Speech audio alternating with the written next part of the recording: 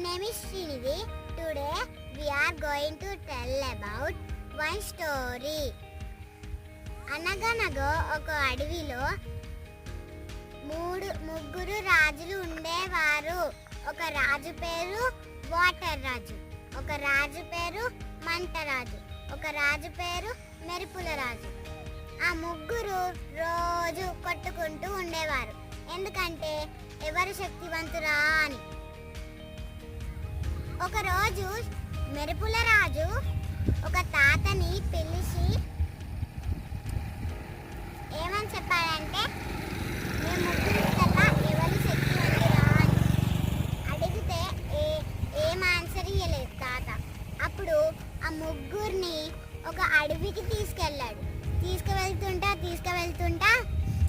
అక్కడ చెట్లకి నిప్పు అంటుకుంటే వాటర్ రాజు నీళ్లు పోసారు. అప్పుడు తాత వాటర్ రాజుని కొంచెం శక్తివంతుడే అని అన్నాడు. పోతుండగా రాళ్ళు వచ్చాయి. రాళ్ళు వస్తే మంటరాజేమో మంటని కొంచెం ఇట్లా దారిలాగా చేసి పొమ్మన్నాడు. అలాకేం కాకుండా మెల్లిగా తీసుకువెళ్ళాడు. పోతుండగా వర్షం స్టార్ట్ అయింది ఎందుకని మెరుపు రాజు వర్షాన్ని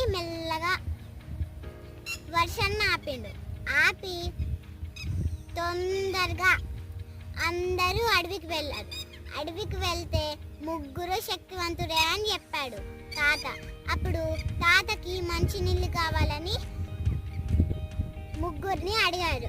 అందులో ఎవరో ఒకరు వాటర్ రాజు పోయి అక్కడున్న చెరువులో కొన్ని నీళ్లు తెచ్చి ఇచ్చాడు.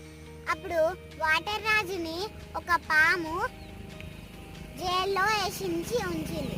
అప్పుడు ఇంకొకరు ఎవరైనా వస్తున్నారా అని చూస్తే మంటరాజు వచ్చి చూస్తే ఇంకా రాలేదా అని చూస్తే తనని కూడా జైల్లో వేసింది.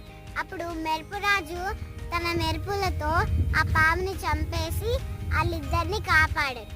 అప్పుడు ముగ్గురు శక్తివంతుడే అని తాత చెప్పిండు. ముగ్గురు శక్తివంతులే అని ఒక పెద్ద భవంతి కట్టించాడు. ఆ భవంతిలో ముగ్గురు రాజులే. Thank you everyone.